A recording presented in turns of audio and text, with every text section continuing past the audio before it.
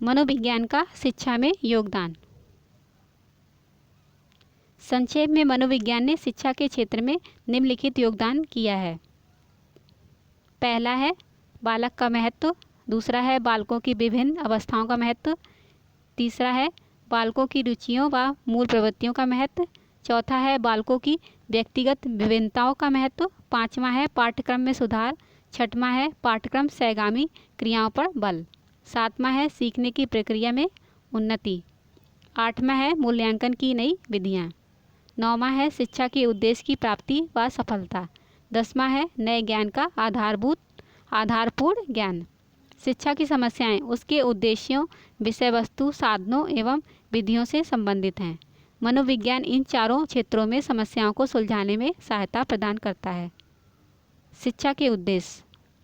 मनोविज्ञान शिक्षा के उद्देश्यों को अच्छी तरह से समझने में निम्न प्रकार सहायता प्रदान करता है।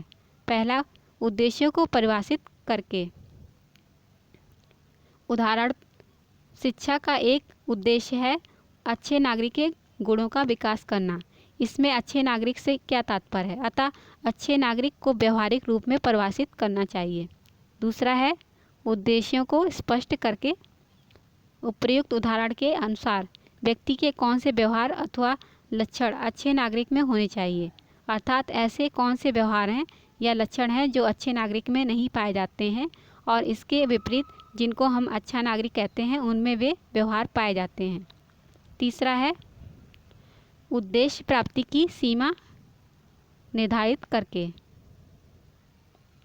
वर्तमान परिस्थिति में शिक्षा देते समय एक कक्षा के 100% विद्यार्थियों को 100% अच्छे नागरिक बनाना असंभव हो जाता है। अतः इसकी सीमा निर्धारित करना, जैसे 80% विद्यार्थियों के 80% व्यवहार अच्छे नागरिक को परिलक्षित करेंगे। चौथा है उद्देश्यों की प्राप्ति के लिए क्या करना है अथवा क्या नहीं। प्राथमिक स्तर पर अच्छे नागरिक के गुण को विकास करने के लिए शिक्षक को भिन्न व्यवहार करना होगा और उच्च स्तर पर इसी उद्देश्य की प्राप्ति के लिए भिन्न व्यवहार करना होगा। पांचवा है नए पहलुओं पर सुझाव देना। उदाहरण, मनोवैज्ञानिक दृष्टि से मूल्यांकन में सभी छात्रों को एक समान परीक्षण क्यों दिया जाए, जब एक ही कक्षा में भिन्न योग्यता और क्षमता वाले छात्रों को प्रवेश दिया जाता है। शिक्षा की विषय वस्तु। शिक्षा की विषय वस्तु को समझने व उसका निर्धारण छात्रों के विकास के अनुरूप करने में मनोविज्ञान का महत्वपूर्ण योगदान होता है।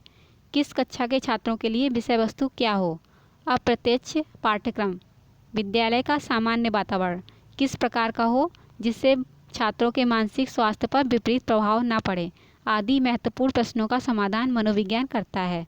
मनोविज्ञान की सहायता से मानव जाति को विश्व के कल्याण हेतु प्रयुक्त कर सकते हैं।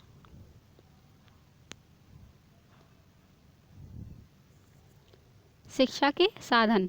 मनोविज्ञान शिक्षा के साधनों को समझने में सहयोग प्रदान करता है, क्योंकि अभिभावकों, शिक्षकों एवं मित्रों की बुद्धि एवं चरित्र उनको शिक्षित करने का महत्वपूर्ण साधन होती है। शिक्षा के अन्य साधनों जैसे पुस्तक, मानचित्र, उपकरणों का प्रयोग तभी सफल होता है जब जिनके लिए इसका उपयोग किया जाता है उनकी प्रकृति समझ में आए। शिक्षा की विधियाँ, इसको हम नेक्स्ट वीडियो में कवर करेंगे। वीडियो देखने के लिए धन्यवाद। दोस्तों, अगर आपने अब तक मेरा चैनल सब्सक्राइब नहीं किया है तो सब्सक्राइब कर लें और नई अपडेट के लिए बेल के आइकन पर ज़रूर प्रेस करें।